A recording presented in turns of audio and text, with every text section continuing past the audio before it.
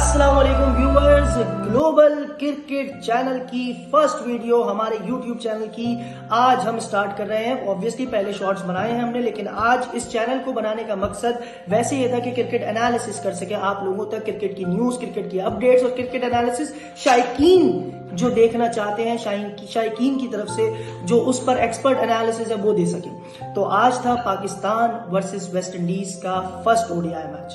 अब आपको मैं बता दूं कि इससे पहले भी पाकिस्तान ने वेस्ट इंडीज का टूर किया है, वेस्ट इंडीज के साथ ओडीआई सीरीज भी खेली 2022 में, जो कि पाकिस्तान 3-0 से जीता था उस वक्त बाबर आजम की कैप्टनसी में। बट इस दफा क्योंकि आपको पता है ओडीआई कैप्टन इस वक्त कौन है, हमारे मोहम्मद रिजवान, बिल्कुल सही। और मोहम्मद रिजवान को ऑब्वियसली जो है चैंपियंस ट्रॉफी में हमने कैप्टनसी करते हुए देखा ओडीआई फॉर्मेट में। इससे पहले उन्होंने साउथ अफ्रीका के अंदर भी सीरीज में कैप्टनसी की, वहां पर भी जीते, ऑस्ट्रेलिया में भी जीत कर आए थे, लेकिन चैंपियंस ट्रॉफी में ऑब्वियसली वो परफॉर्मेंस पाकिस्तान की टीम नहीं कर पाई और बाहर हो गई थी। बहरहाल पीसीबी ने कॉन्फिडेंस दिखाया। इससे पहले Pakistan versus West Indies UAE में हुए थे T20I सीरीज, जो 3-1 से पाकिस्तान जीत गया था।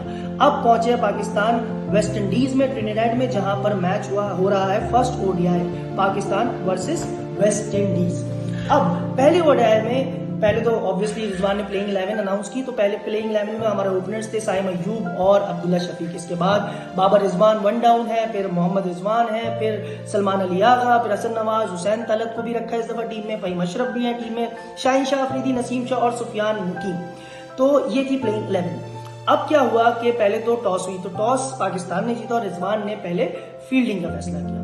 तो पाकिस्तान ने स्टार्ट किया और पहले ही ओवर में हम देखते हैं शाहीन शाह का ओवर। तो शाहीन शाह हम लोग सबके फेवरेट थे, वैसे ही 2022 वर्ल्ड कप में भी जब वो हम लोग इंडिया के खिलाफ जीते थे, जो है वो पहली दफा किसी भी वर्ल्ड कप में हम इंडिया के खिलाफ जीते, तो ऑब्वियसली वहां पे भी शाहीन शाह अफरीदी की बहुत अच्छी परफॉर्मेंस थी और वो यही करते थे, फर्स्ट ओवर में विकेट निकालना। और यहां पर भी उन्होंने यही किया कि 5वीं बॉल पर पहली विकेट गिरी, 5वीं बॉल पर उन्होंने विकेट ली। और वो तो खैर ऑब्वियसली विकेट थोड़ी सी डिफिकल्ट थी, तो उसको समझना जाहिर है स्टार्ट में थोड़ी सी मुश्किल हो रही थी, लेकिन शाहीन शाह अफरीदी ने पहली बॉल पे ब्रेंडन किंग की, जो वेस्ट इंडीज के बहुत अच्छे प्लेयर है, बहुत अच्छे ओपनर है, उनकी विकेट निकाली। लेकिन उसके बाद एक पार्टनरशिप हम देखते हैं, तो पार्टनरशिप डेवलप हुई जो है वेस्ट इंडीज के प्लेयर्स की जानिब से, एवन लुइस और केसी कार्टी की जानिब से। एवन लुइस ने 60 रन बनाए और फिर केसी कार्टी ने 30 रन बनाए। केसी कार्टी को सुफियान मुकीम ने आउट किया। वो हालांकि एक जो है वो फुल टॉस सी बॉल थी जिसपे वो स्वीप करने जा रहे थे, लेकिन टॉप एज लगा और वो कैच आउट हो गया। उसके बाद एवन लुइस ने कैरी किया शेहोब के साथ। शेहोब कैप्टन है वेस्ट इंडीज के और कहते हैं उनको कि नेक्स्ट ब्रायन लारा कहते हैं वेस्ट इंडीज के लोग। तो बहरहाल फिर एवन लुइस आउट हुए 60 रन बना के, वो एक अच्छी पार्टनरशिप बनी। तो दूसरी जो विकेट गिरी वो 81 के स्कोर पे गिरी, सेकंड विकेट केसी कार्टी आउट हुए। फिर दोबारा इन्होंने बिल्डअप करना शुरू किया, लेकिन 105 के स्कोर पर एवन लुइस भी आउट हो गए 60 रन बना के। उसके बाद जब रॉस्टन चेज आए क्रीज पर और रदरफोर्ड के साथ, तो इन्होंने पार्टनरशिप की कोशिश की, लेकिन रदरफोर्ड जल्दी आउट हो गया। आगा सलमान ने उनकी विकेट ली, साइम अयूब ने कैच लिया। उसके बाद रॉस्टन चेज ने के साथ रोमारियो शेपर्ड आई, वही रोमारियो शेपर्ड है जो T20 की टीम में भी थे, और उधर भी इन्होंने बॉलिंग भी की, बैटिंग भी की। लेकिन बहरहाल इधर रदरफोर्ड के रॉस्टन चेज के साथ उन्होंने पार्टनरशिप बिल्ड की, लेकिन रोमारियो शेपर्ड भी जल्दी आउट हो गए। लेकिन रॉस्टन चेज ने कैरी किया और बहुत अच्छी जो है बारी खेली, 53 रन बनाए 54 बॉल्स पे, तकरीबन 100 के स्ट्राइक रेट से खेला। तो खैर अभी अगर खड़े रहते तो यकीनन ले जाते आराम से 300 पे स्कोर वेस्ट इंडीज की तरफ ले जाते, लेकिन बहरहाल विकेटें गिरती रही। रदरफोर्ड आउट हुए, रदरफोर्ड के बाद 200 के स्कोर पर जो है शेहोब आउट हो गए थे, शेहोब के बाद 215 के स्कोर पर रोमारियो शेपर्ड आउट हो गए थे। फिर रॉस्टन चेज जो कि कोशिश कर रहे थे अच्छा स्कोर करने की, 233 के स्कोर पे वो भी आउट हुआ। और फिर आखिर में जो है मोती ने कोशिश की कि वो उन्होंने बहुत जबरदस्त इनिंग खेली, 17 बॉलों पर 31 रन की इनिंग खेली और फिर वो उनको भी आउट कर दिया। लेकिन ये ओवरऑल वेस्ट इंडीज की टीम 280 पर ऑल आउट हो गई 49th ओवर में। तो बेसिकली 50th ओवर वो नहीं खेल सके, 49th ओवर में वेस्ट इंडीज की पूरी टीम आउट हो गई। इसमें देखा जाए तो शाहीन शाह अफरीदी का बहुत अच्छा कॉन्ट्रीब्यूशन है कि उन्होंने 4 विकेटें ली, 8 ओवर में 51 रन देके 4 विकेट ली, 6.37 का इकॉनमी रेट। फिर शाहीन शाह अफरीदी थे, वो थोड़े से इस दफा महंगे पड़े कि 8 ओवर में 55 रन देके उन्होंने 3 विकेट ली। फिर साइम अयूब थे, खासतौर पे स्पिनर्स ने बहुत अच्छी परफॉर्मेंस की। साइम अयूब ने 10 ओवर में 48 रन दिए और 1 विकेट ली। इसी तरह सुफियान मुकीम ने 10 ओवर में 52 रन दिए, 1 विकेट ली। सलमान अली आगा 10 ओवर में 44 रन दिए और 1 विकेट ली। फहीम अशरफ का खैर समझ में आता नहीं है कि इस पिच पर जरूरत दी थी, लेकिन फिर भी रिजवान ने उनसे 3 ओवर कराया और उन्होंने 18 रन दिए। ओवरऑल गुड परफॉर्मेंस, बट कुछ जगहों पे पैचेस में खासतौर पे फास्ट बॉलर्स ने बहुत ज्यादा रन्स दिए, जिसकी वजह से स्कोर 280 पे पहुंच गया, जो कि पहुंचना नहीं चाहिए था, लेकिन फिर भी चले पहुंच गया। फिर आई पाकिस्तान की बैटिंग। तो पाकिस्तान को क्योंकि 281 रन का टारगेट दिया था वेस्ट इंडीज ने, और तो पाकिस्तान ने जैसी बैटिंग स्टार्ट की तो इस दफा ओपनर्स में चेंज था थोड़ा सा, क्योंकि साइम अयूब ओपनिंग करने आए थे अब्दुल्ला शफीक के साथ। तो साइम अयूब और अब्दुल्ला शफीक ने स्टार्ट किया, स्लो स्टार्ट था, लेकिन अफसोस के साथ साइम अयूब क्योंकि अभी भी इंजरी से वापस आए और ओडीआई उनका इंजरी के बाद पहला था, तो तीसरे ओवर में ही पाकिस्तान की पहली विकेट गिर गई। साइम अयूब जो है सिर्फ 5 रन बनाकर सील्स की गेंद पर आउट होगा और शेह होप ने, कैप्टन ने उनका कैच लिया विकेट कीपर ने। अब साइम अयूब के बाद आए बाबर आजम, जिनका इंतजार सब लोग कर रहे थे क्योंकि काफी दिनों से बाबर आजम की बैटिंग देखने को नहीं मिली थी। अब बाबर आजम जब वापस आए तो लोगों को बड़ी खुशी हुई, क्योंकि शुरू में उन्होंने शॉट्स भी अच्छे खेले, जो लूज बॉल मिली थी उसमें भी, और बाबर आजम का एवरग्रीन कवर ड्राइव देखने को मिला तो लोग बड़े खुश हुए और एक लग रहा था कि आज बाबर आजम जो है वो फॉर्म में भी है। लेकिन फिर ये हुआ कि अब्दुल्ला शफीक जो कि अच्छी फॉर्म में लग रहे थे, अच्छे स्ट्राइक रेट से भी खेले, 33 बॉलों पर 26 रन उन्होंने बनाए, 2 चौके और 1 छक्का भी मारा, तो अब्दुल्ला शफीक की विकेट गिर गई।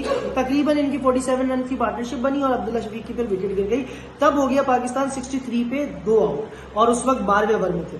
फिर आए ऑब्वियसली बाबर आजम के पार्टनर, कप्ताना के कप्तान यानी मोहम्मद रिजवान, हमारे कप्तान। तो रिजवान आए, रिजवान ने बाबर आजम के साथ पार्टनरशिप डेवलप करने की कोशिश की, जिसमें रिजवान थोड़े से स्लो थे, बाबर थोड़े से तेज थे। बाबर ने आज 1 छक्का भी मारा, लेकिन इनिंग बिल्ड करने के बाद एक टाइम आया कि बाबर आजम थोड़ा सा अपने फेज में फंस गए और उसके बाद बाबर आजम ने शॉट की ट्राई की थोड़ा सा, तो फिर वो भी कैच आउट हुई, शेह होप ने कैच लिया। और वो इत्तेफाक की बात है कि आज मोती के जो उनके स्पिनर है वो बहुत अच्छी, उन्होंने आज बॉलिंग भी की, तो मोती ने उनको आउट कर दिया। अब इसके बाद रिजवान ने पार्टनरशिप कोशिश की सलमान आगा के साथ। सलमान आगा ने थोड़ा सा तेज खेला, हालांकि उन्होंने 3 चौके मारे, लेकिन 26 बॉलों पर 23 रन बनाए और वो भी तकरीबन 158 जब पाकिस्तान का स्कोर था, 31वें ओवर में पहुंच गए थे, तब सलमान आगा भी आउट हो गए। और वो रॉस्टन चेज ने क्या बेहतरीन बॉलिंग किया, जिन्होंने भी कॉटन बोल्ड रॉस्टन चेज ने किया उनको, और वो आउट हो गया। अब इसके बाद हसन नवाज जो कि डेब्यू पर थे, उनका पहला ओडीआई मैच था, उनको T20 की परफॉर्मेंस पे ओडीआई में लेकर आए थे।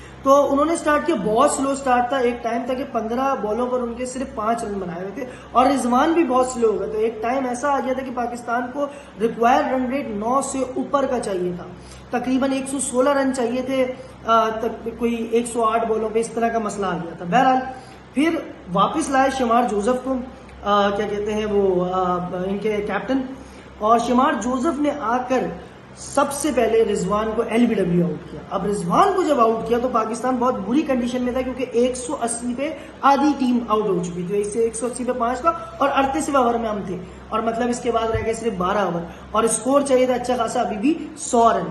फिर आए हुसैन तलत, जिन्होंने कमबैक किया है और उनको इस टीम में रखा गया। हुसैन तलत और हसन नवाज ने आकर फिर गेम को तेज किया। हसन नवाज ने जहां 15 बॉलों पे 5 रन बनाए हुए थे, फिर उन्होंने तेज खेलना शुरू किया, अपनी क्लास दिखाई, छक्के भी मारे, चौके भी मारे। हुसैन तलत ने आगे गेम को तेज किया और दोनों ने रिकॉर्ड 100 रन की पार्टनरशिप की, 6 विकेट की, और पहली दफा और ऑन डेब्यू पहले ही मैच में अपने हसन नवाज ने हाफ सेंचुरी स्कोर की। ऑल्दो उनका कैच छूट गया वो हाफ सेंचुरी करते हुए, लेकिन उन्होंने हाफ सेंचुरी स्कोर की और इन दोनों ने गेम को जितनी जल्दी हो सका तेज किया और 1 ओवर पहले ही पाकिस्तान को जितवा दिया। तो मुबारक हो तमाम फैंस को, तमाम शायकीन को। लेकिन ये बात देखनी पड़ेगी कि बाबर और रिजवान का आज भी स्ट्राइक रेट बहुत स्लो था। रिजवान का स्ट्राइक रेट 76.81 था, जबकि बाबर का स्ट्राइक रेट जो है 73.43 था। लेकिन ऑन द कॉन्ट्री हसन नवाज और हुसैन तलत को देखे तो उनका स्ट्राइक रेट 100 से ऊपर, 116 हसन नवाज का और हुसैन तलत का 110.81 का। तो 41 रन बनाए हुसैन तलत ने और 63 रन बनाए हसन नवाज ने, और माशाल्लाह से दोनों ने मैच को कंप्लीट किया। तो अब होना यही चाहिए, मेरा भी यही मशवरा है कि जो यंगस्टर्स हैं वही टीम में आए, क्योंकि वही टीम को आगे लेकर जा सकता है। और बाबर आजम और रिजवान को चाहिए कि अपने गेम को थोड़ा सा तेज करें। अगर आज ये दोनों नहीं होते और वेस्ट इंडीज की थोड़ी ना तजुर्बेकार टीम नहीं होती तो शायद मैच हाथ से निकल सकता था। तो आज के लिए यहीं तक रखते हैं इसको। प्लीज चैनल को सब्सक्राइब कीजिएगा, ग्लोबल क्रिकेट चैनल को, और यूट्यूब का लिंक भी मौजूद है, इंस्टाग्राम का लिंक भी, और फेसबुक का भी, और टिकटॉक भी। हमें फॉलो कीजिएगा। बहुत बहुत शुक्रिया। अल्लाह हाफिज। अस्सलाम वालेकुम वरहमतुल्लाह।